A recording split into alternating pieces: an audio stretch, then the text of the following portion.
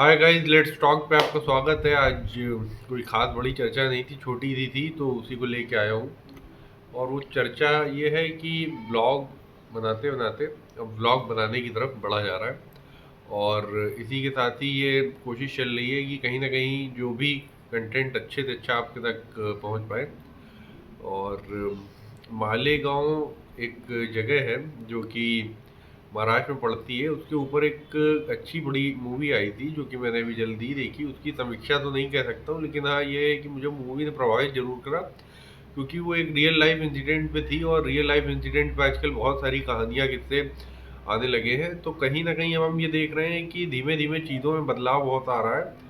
और साथ ही ये कह सकते हैं कि आने वाला समय भी बदलाव का बहुत बड़ा एक सूचक है, जिसमें कि ये देखा जा रहा है कि कंटेंट बन तो बहुत रहा है, लेकिन अलग अलग तरीके से उसको प्रभावित कहीं ना कहीं वो असल कहानियाँ ज़्यादा कर रही हैं।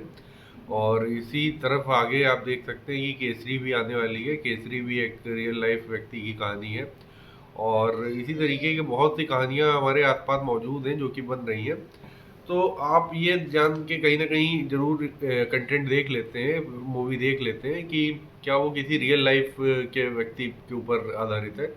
तो यही एक छोटा सा टॉपिक है जिस पे कि आज सोचा चर्चा करी जाए। और इसके साथ ही क्या कहते हैं, ये जो एक ज़िंदगी में मज़ेदार चीज़ होती है कि जब आप फ्रीलांस जीवन में होते हैं तो आपको कई सारे अनुभवों का जीवन में मौका मिलता है अनुभव लेने का।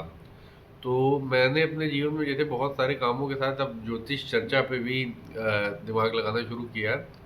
और ज्योतिष विज्ञान जिसको भी कहा जाता है, वो कई लोग उसको कह देते हैं कि वो बहुत तथ्यात्मक नहीं है, सही नहीं है। लेकिन किसी को दिशा लाइफ में मिल सके ऐसा अगर कोई भी ज्ञान है जो कि भविष्य बता सकता है, जिससे थोड़ा बहुत भी भविष्य के बारे में जानकारी मिल सकती है, भूत भविष्य सभी चीज़ों की जानकारी ज्योतिष अच्छे से दे सकता है। तो ये बस इसी तरीके का एक प्रयास है जिसमें मैंने सोचा कि आपसे बातचीत करी जाए। और कहीं ना कहीं मैं कोशिश यही करता हूँ कि कंटेंट तभी बनाऊँ जब मुझे लगे कि हाँ कुछ है बताने लायक।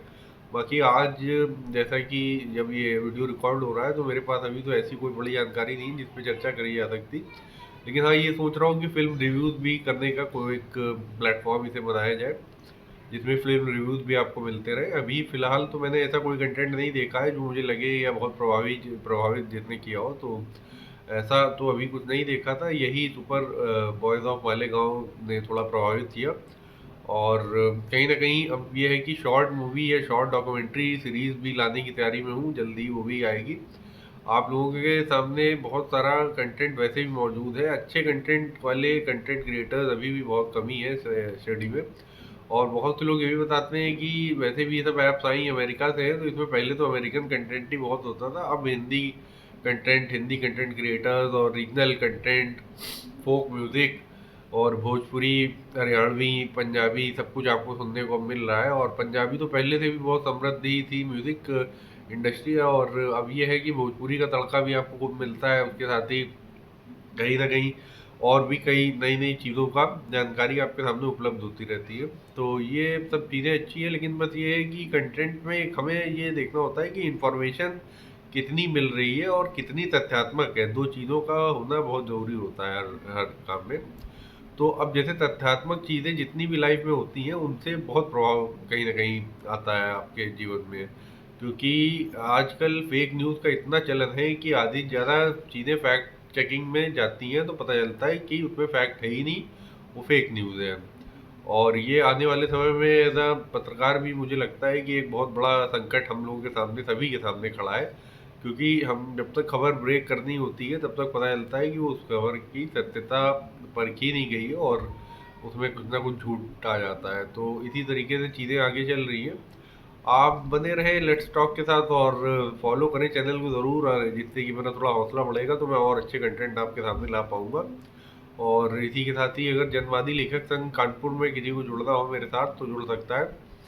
और उर्दू भाषी लोगों से भी चाहूँगा कि जुड़ूं, क्योंकि थोड़ा उर्दू की तरफ भी रुझान बढ़ा है इस समय।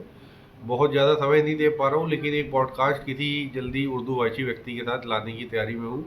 जैसे ही मौका लगा तो लेके आया जाएगा। और 3 ताल जैसा एक कार्यक्रम भी सोच रहा हूँ कि शुरू करूँ।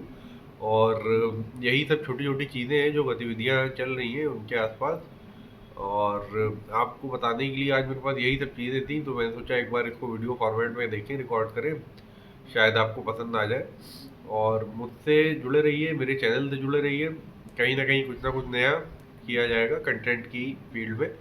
आपको जो पसंद आए आप वो देखते रहिए, जो नहीं पसंद आ रहा है उसको भी कहीं ना कहीं देख लीजिए, क्या पता उसमें भी कुछ रहस्य छुपा हो।